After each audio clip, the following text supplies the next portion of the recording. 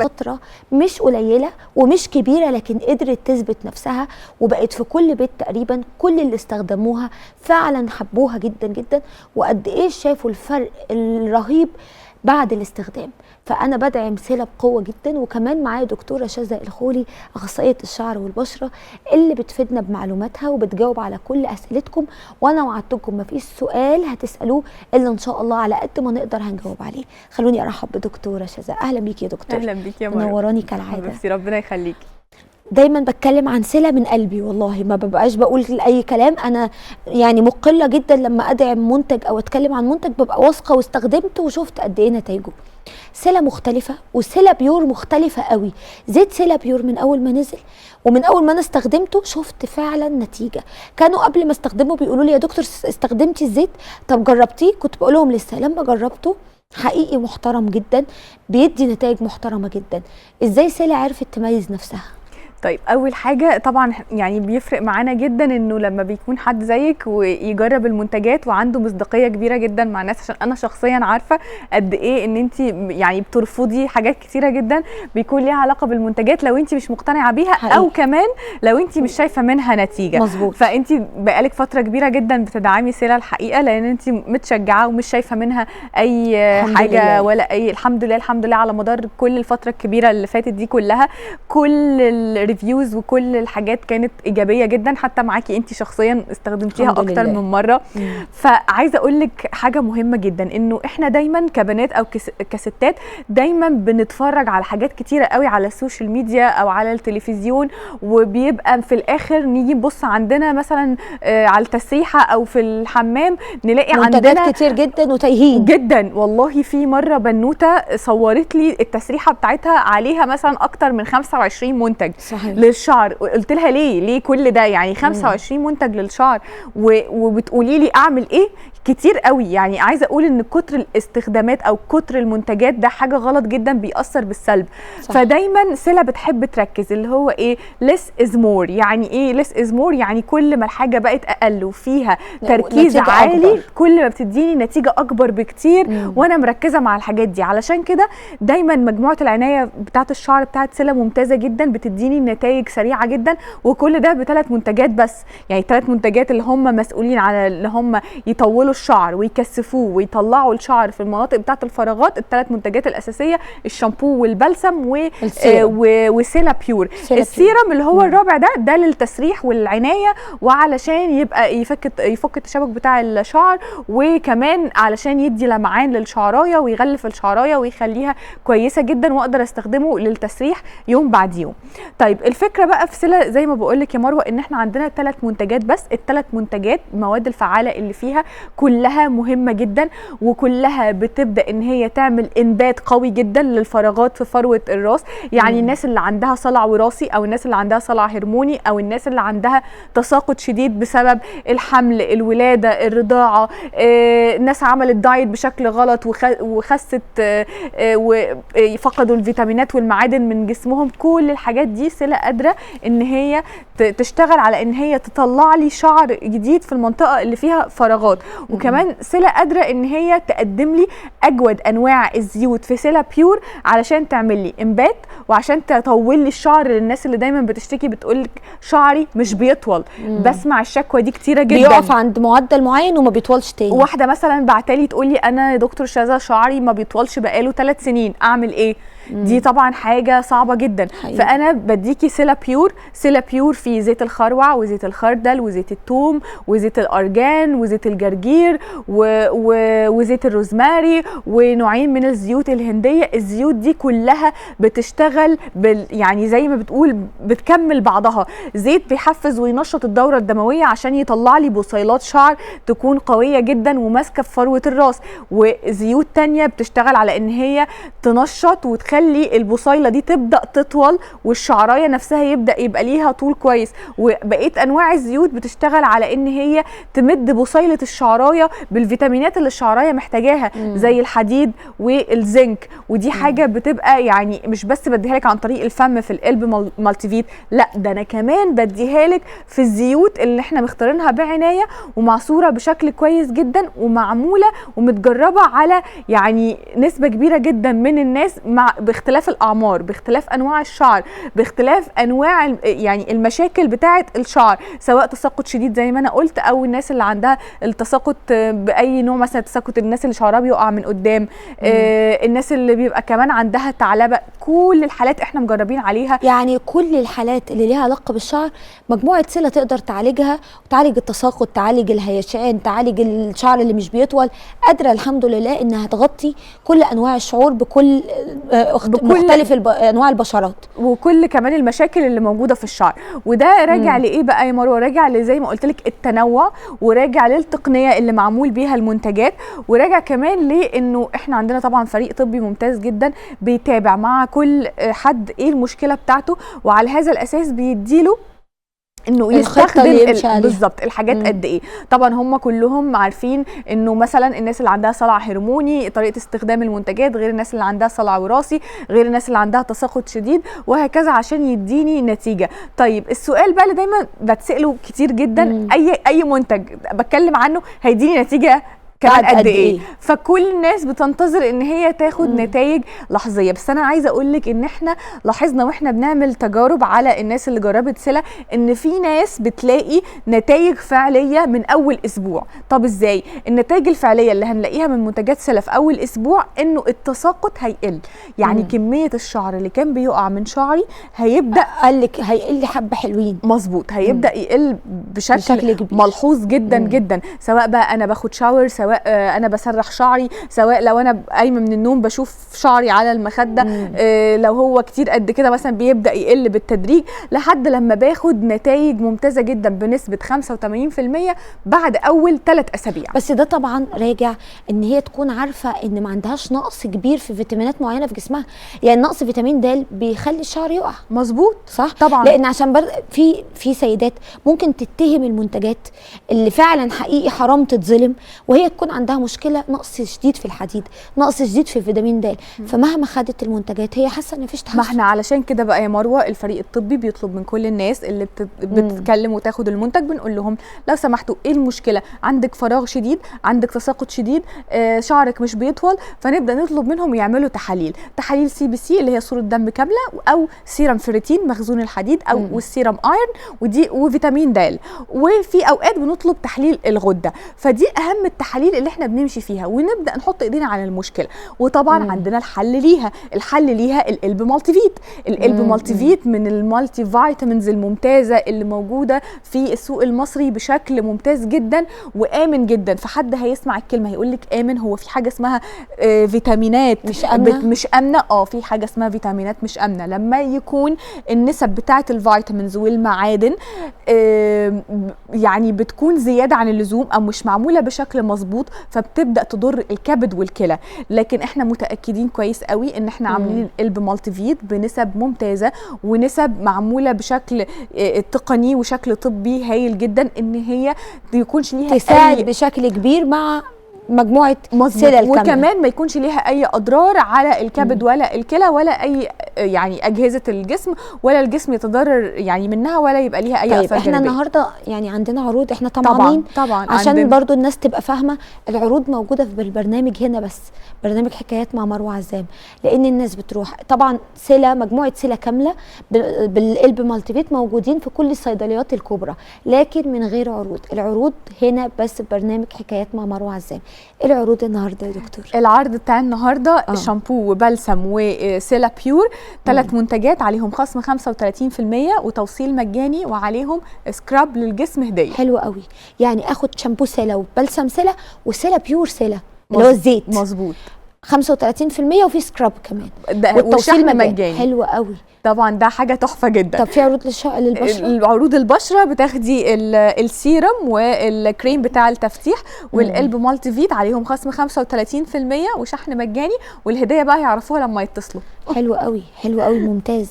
انا بالذات سيلا بيور ما بقالوش كتير، بس فعلا هو زيت مختلف يعني يمكن استخدمنا زيوت كتير في حياتنا، ازاي هو مختلف كده، ريحته حلوه، ازاي خفيف وفي نفس الوقت لمعان للشعر جدا، بيخلي الشعره جميله وشكلها صحي وحيوي حقيقي بجد. اللي عملوه هم فاهمين هم بيعملوا ايه. انا عايزه اقول لك بقى علشان كل تمام. الكلام اللي انت قلتيه ده تمام. علشان نوريه للناس، يا ريت. فطبعا احنا مش هنعرف ولا نطبقه عليكي ولا عشان نطبقه احنا عليا. محجبات. ايوه فايه، جبت لك مفاجاه ما تتخضوش يا جماعه.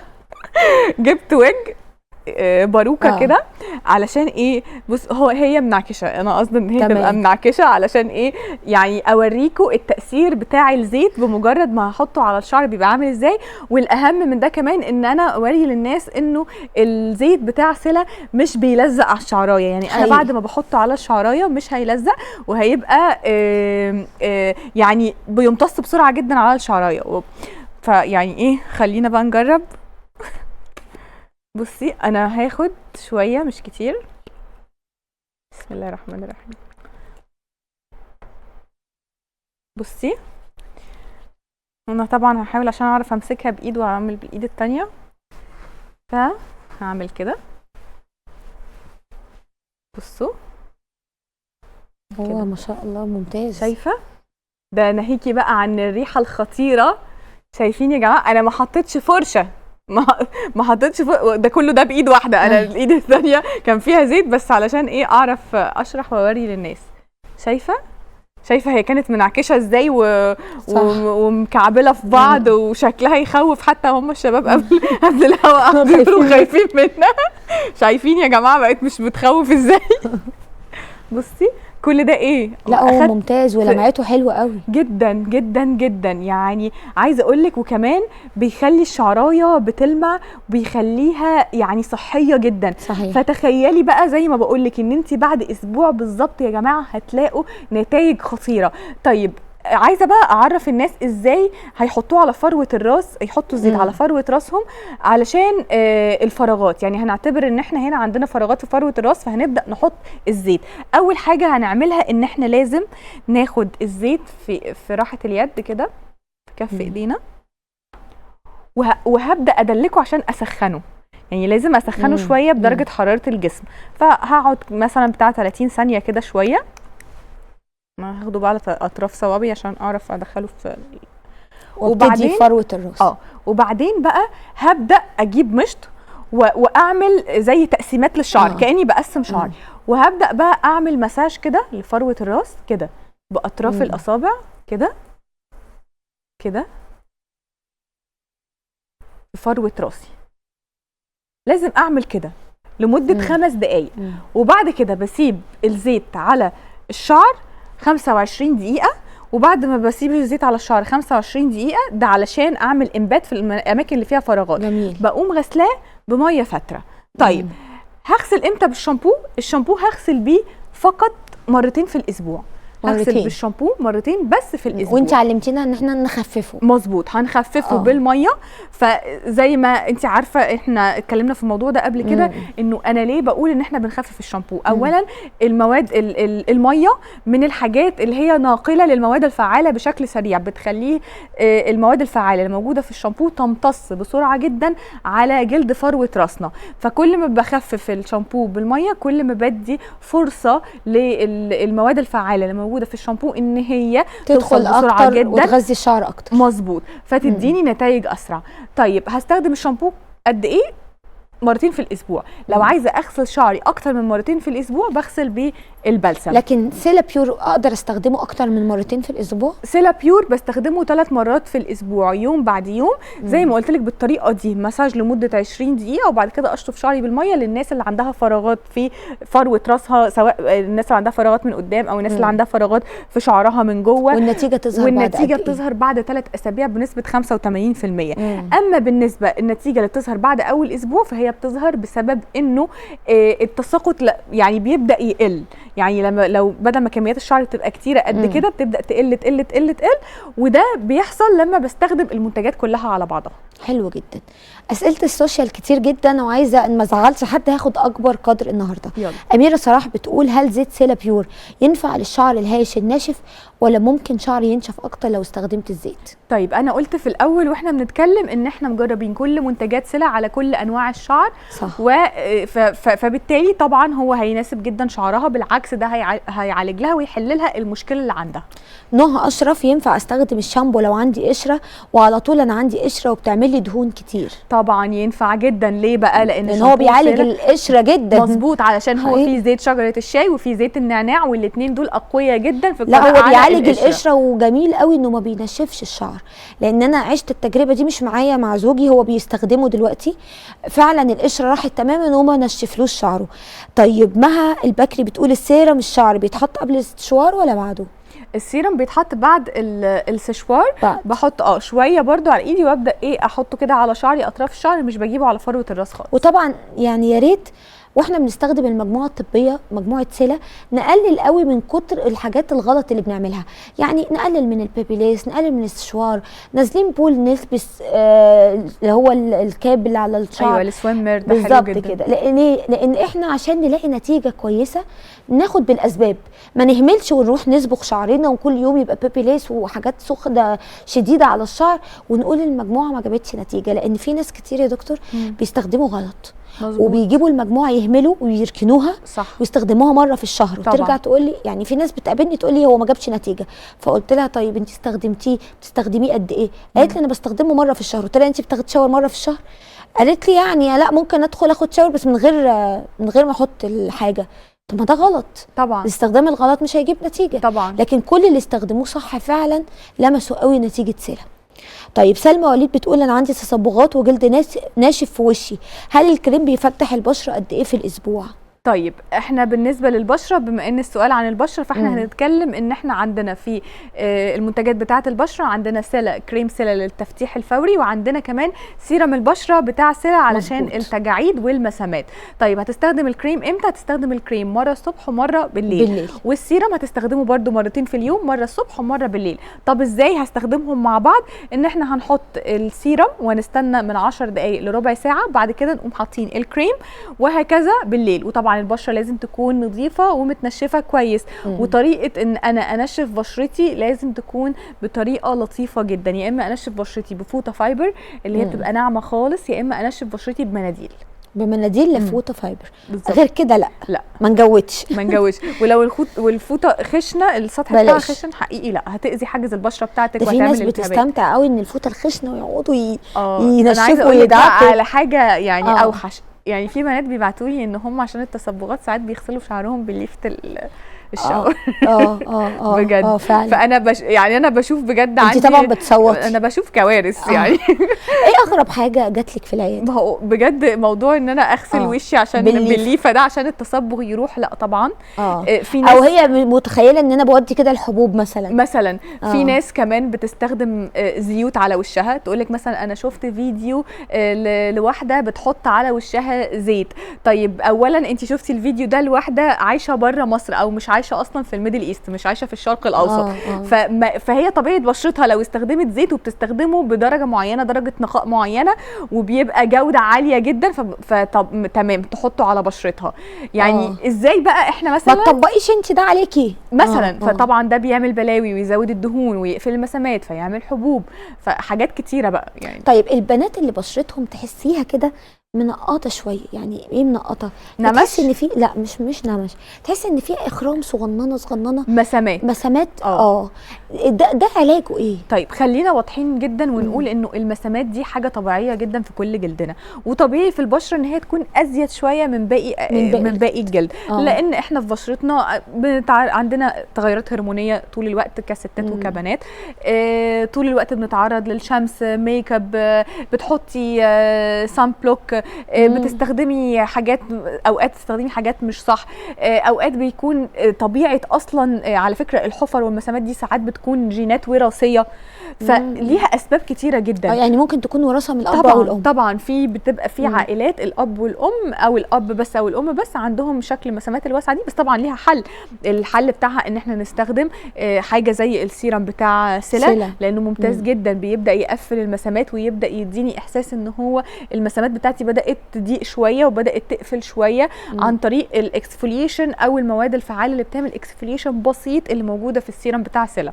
ده غير ان هي بتشتغل على الطبقات بتاعه الجلد العميقه، فبتديني كمان يعني تاثير سريع. هي فكره المسامات ايه؟ فكره المسامات انه لما الكولاجين بينقص، يعني الكولاجين لما بينقص بيبقى الجلد مرتخي كده، فده بيخلي فيه مسامات بتطلع بتظهر. فالسيرم فيه اساسا بيشد عشان بيشد الكولاجين اللي فيه بالظبط، وبيحفز الكولاجين، فكل ما تشد البشره كل ما تلاقيها انعم، وكل ما تلاقي المسامات بدات تروح والمسامات اختفت بالظبط. ده غير طبعا فيتامين سي والحاجات التانية. طيب مريم محسن بتقول انا عندي اسمرار في ركبي بسبب الصلاه، حاولت بترطيب وبتقشير بس الحقيقه انا مش مواظبه على الروتين ده. طيب انا هقول لها حاجه واحده بس، هتستخدمي الكريم بتاع سيلا لان هو ترطيب وتفتيح 2 في 1 على الاماكن اللي اسمرت مكان الصلاه، وعادي بتحصل كتير جدا يعني بتحصل. حتى انا على فكره من فتره برضو اوقات مش بتحصل في الركبه، اوقات بتحصل في صوابع الرجلين من قدام، فبنحطها عادي جدا باستمرار مره الصبح ومره 15 يوم بالظبط هتلاقي بقى اماكن الاسمرار مكان الصلاه. طب دعاء بتقول القلب مالتيفيت بينفع مع تساقط الشعر وكمان لصحه بشرتي، واخده كم مره؟ ده القلب مالتيفيت ينفع علشان صحه جسمك كلها، شعرك، بشرتك، علشان تنزلي في الوزن، كل حاجه. بناخده مرتين في اليوم، مره الصبح ومره بالليل. بس مره بالليل دي بتبقى عند الساعه 7 أو 8 بالكتير، علشان فيتامين د ما ناخدوش بعد الساعه 7، يعني بعد الغداء. نقدر نقول بعد وجبه بعد الغداء، الفطار وبعد الغداء، بعد الفطار وبعد الغداء مظبوط. وممكن ناخده يعني نكتفي بمره واحده في اليوم؟ لا مرتين احسن حاجه علشان ناخد يبقى افضل. طب جيهان حسين بتقول هل منتجات سيلا فيها بارابين او مواد كيميائيه؟ انا بجيب منتجاتي من بره دايما بس مش هسافر السنه دي. طيب منتجات سيلا كلها خاليه من السلفيت والبارابين، وخاليه من المادتين اللي هم دايما بقول عليهم اللي هم سبب في ان هم ينشفوا الشعر ويبوظوه، اللي هم SLS والSLES.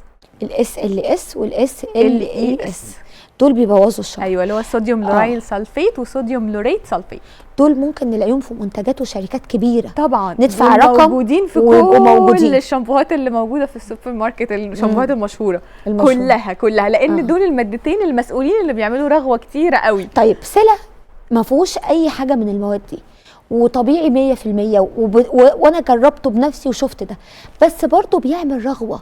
بس يعني مش زي عارفين تعمل، لا مش بنفس طبعا مش بنفس ايوه، لانه طبيعي انه بيكون طبعا في مواد بتتحط على الشامبو علشان تعمل رغوه بسيطه بس بنسب يعني قليله قوي عشان تعرف تديكي الرغوه اللي احنا عايزينها، بس مش بنسبه الرغوه الفظيعه. يعني اللي ما يلاقيش رغوه ما يتخضش، ده يفرح كده الشامبو طبيعي 100%. أيوه.